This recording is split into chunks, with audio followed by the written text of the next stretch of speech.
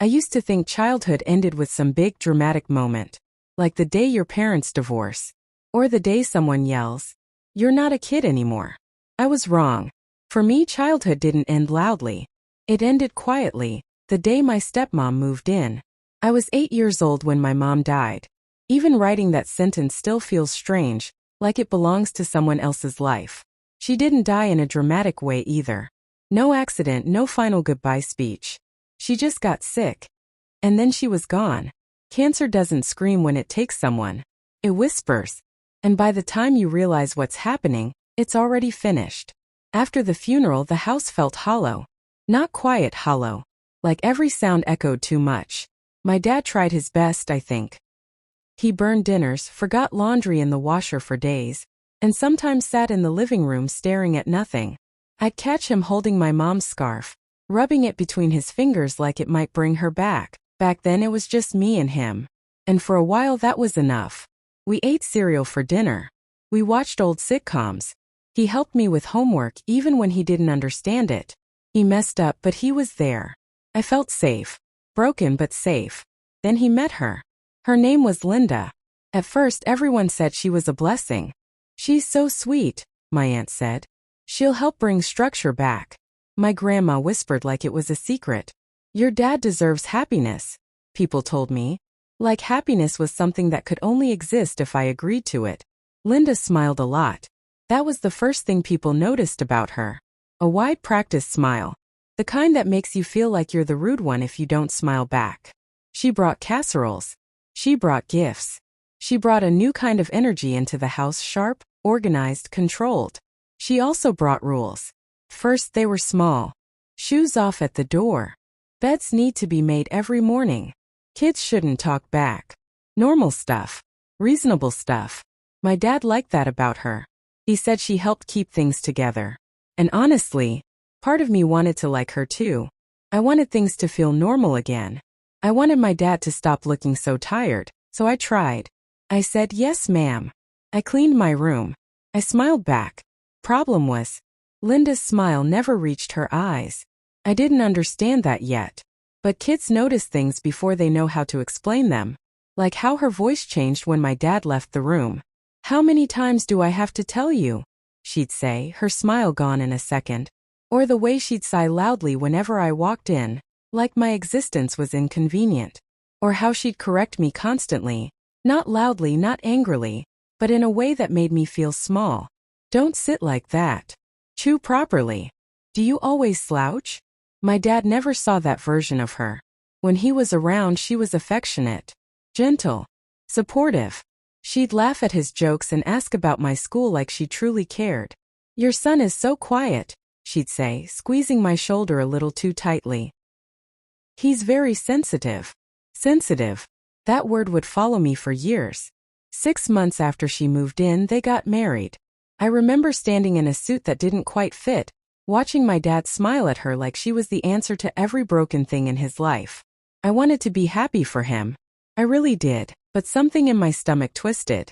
The night after the wedding, my dad went on a business trip. Just 2 nights. Something he'd done 100 times before. That was the first night Linda stopped pretending. She knocked on my bedroom door around 9 p.m. "You should already be asleep," she said, arms crossed. "I usually go to bed at 10, I replied. She tilted her head. Smiled, that empty smile. "Well, things are different now." That was the first sentence she ever said to me that truly scared me. Different how? I wanted to ask, but I didn't. From that night on, my world shrank. Rules multiplied. Mistakes became punishments. Not physical, at least not at first, but emotional. Psychological. If I forgot to put my cup in the sink, she'd ignore me for hours. If I laughed too loud, she'd glare until I stopped. If I cried, she'd tell me I was manipulative. She started controlling what I ate. "You don't need seconds. Do you really want more carbs? You're getting a little soft." I was 9 years old. When I tried to tell my dad something felt wrong, I didn't have the words. Kids don't say, "I feel emotionally unsafe." They say things like, "She doesn't like me. She's mean when you're not here." My dad would sigh, "She's just trying to help. You're adjusting. Give her time." So I gave her time. Years of it. By the time I was 10, Linda had turned the house into a place I had to survive instead of live in. I learned how to walk quietly, how to read her moods by the sound of her footsteps, how to disappear into my room and make myself as invisible as possible. She never hit me. That's important to say, because when I try to explain things later, people always ask that first. But abuse doesn't need bruises. Sometimes it just needs someone who knows exactly how to make a child feel unwanted. She compared me to other kids. Why can't you be more like Jason? Your cousin gets straight A's. Other boys don't act like this. She told me my dad loved me because he had to. You know he's only soft on you because he feels guilty about your mom, she said once casually while folding laundry. If he weren't, you'd be a real problem. That sentence stayed with me longer than any punishment. I stopped talking at school. Teachers said I was well behaved. What they meant was broken. I stopped asking for help. I stopped believing adults would listen. At home, Linda controlled the narrative. If I cried, she told my dad I was being dramatic. If I stayed quiet, she said I was sulking. If I messed up, it was proof I was ungrateful. And my dad trusted her. That hurt more than anything she ever did. Because every time he chose to believe her, a little part of me learned a dangerous lesson. No one is coming to save you. By the time I turned 12, I wasn't a kid anymore. Not really. I was just someone counting days waiting for anything to change. I didn't know then that karma was watching. I didn't know it was patient. And I definitely didn't know that 10 years later, the same woman who broke my childhood would stand in front of me and realize she no longer had any power at all, learning how to disappear. By the time I turned 13, I had mastered a skill no kid should ever have to learn. I knew how to disappear without leaving the room. I could sit at the dinner table, answer questions politely, chew slowly, keep my eyes down, and still feel like I wasn't really there. Like my body was present but my mind had locked itself somewhere safer. Linda liked it that way. She liked quiet. She liked control. And most of all, she liked knowing she had it. Teenage years are supposed to be awkward but exciting. New friends, new interests, a growing sense of identity. For me, they were about survival and calculation. Every action had consequences. Every word had weight. And Linda was always watching. She monitored my grades like a prison warden. If I brought home a B, she'd tap the paper with her fingernail. Do you know how many kids would be grateful for these opportunities?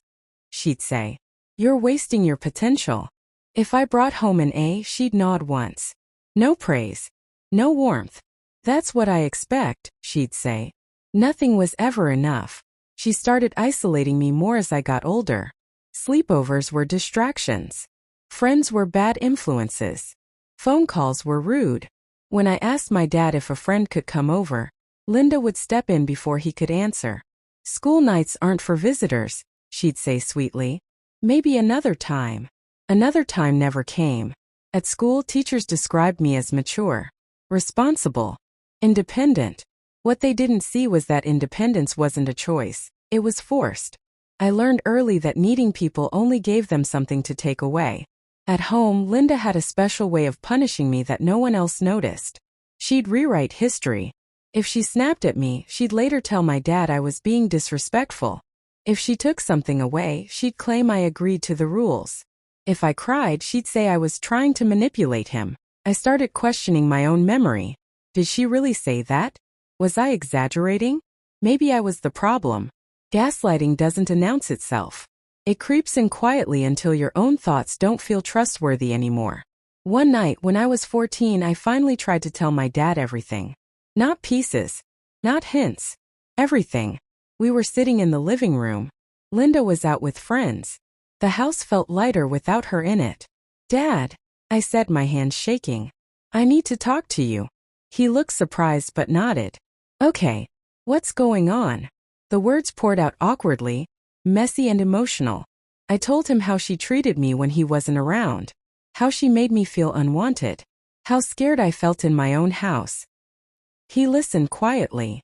And for a moment, I thought he believed me. Then he sighed.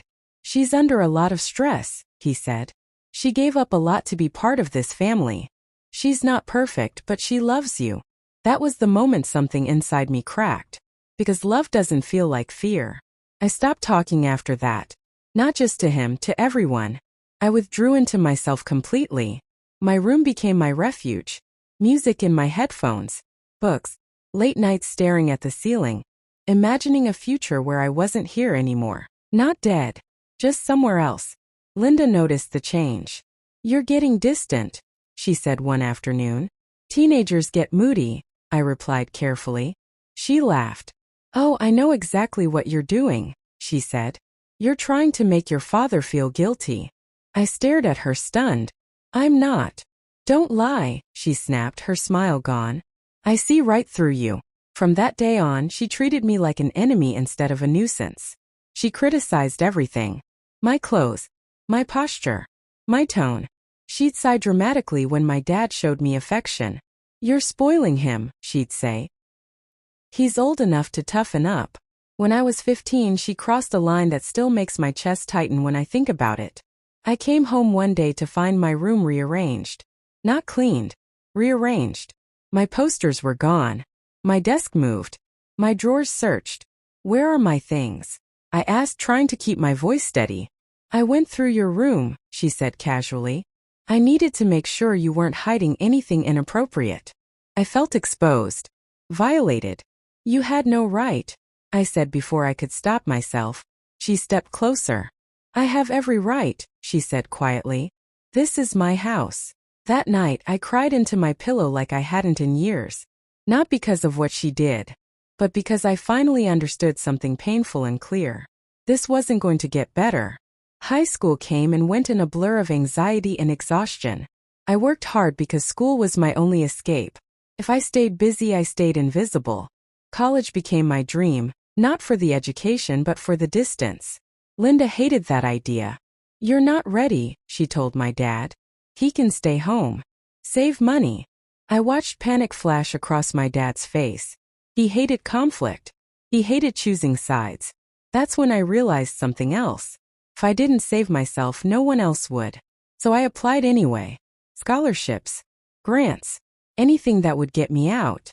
The day I got my acceptance letter, I didn't celebrate. I hid it. Because in that house, good news always came with consequences. And Linda, she was about to realize that control only lasts as long as the person stays. When karma finally spoke. The day I left that house, no one cried. That's the part people find strange when I tell this story. No dramatic goodbye. No hugs. No last-minute apology. Just silence. I was 18. My bags were packed quietly, early in the morning.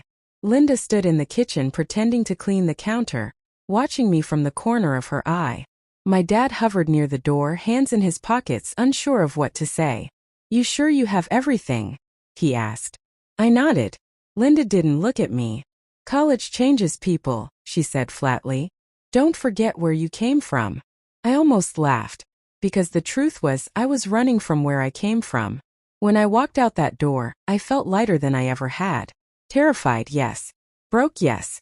But free. College was not easy. I worked 2 jobs. I slept 4 hours a night. I ate cheap food and lived in a tiny shared apartment.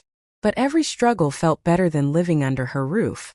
For the first time in my life, no one monitored my tone. No one rewrote my memories. No one made me feel like my existence was a burden. And slowly, I started to heal. Therapy helped. A lot. Putting words to what I went through was painful, but it was also powerful. I learned something important. What Linda did wasn't discipline. It wasn't tough love. It was control. And control always comes from fear. Years passed. I graduated. Got a stable job. Built a quiet, peaceful life. I kept my distance from my dad. Not because I hated him, but because being around him reminded me of everything he didn't protect me from. Linda and I barely spoke. On holidays, she was polite, cold, careful, because she could feel it. The balance had shifted. Then, 10 years after I left that house, karma finally knocked. My dad called me late one night. His voice sounded older, smaller. "She's sick," he said. "Linda, she's been diagnosed with a chronic condition. She can't work anymore." I felt nothing at first. No joy. No anger. Just quiet. "She needs help," he continued. "She's been asking about you." That's when I felt it. Not revenge. Closure. A week later I visited. The house looked the same, but she didn't. Linda was thinner. Tired. Her posture no longer sharp and dominant. When she saw me, her smile faltered. "You look well," she said. "So do you," I replied calmly. We sat in the living room, the same one where my childhood had slowly died. She cleared her throat. "I know things weren't always easy," she said. "I did my best." I looked at her. For the first time in my life, I didn't feel small. "You didn't," I said quietly. "You controlled a child because it made you feel powerful." Her eyes filled with tears. "I was under stress." "We all are," I interrupted. "That doesn't excuse cruelty." She looked down. "I need help," she whispered. "I don't have anyone else." And that was it. That was the moment. 10-year-old me would have begged for her approval. 15-year-old me would have blamed himself. 18-year-old me would have run away. But the man sitting there now, he was whole. "I forgive you," I said. "But I won't sacrifice my peace for you." Her face collapsed. "I won't take revenge," I continued. "I won't hurt you. But I also won't pretend." I stood up. My dad watched silently, finally understanding everything he'd missed. As I left, Linda called my name. I turned back. "I hope you heal," I said. "Just not at my expense." Outside, the air felt clean, free. Karma didn't scream. It didn't humiliate her. It didn't destroy her. It simply took away her power and gave me my life back. And that was more than enough.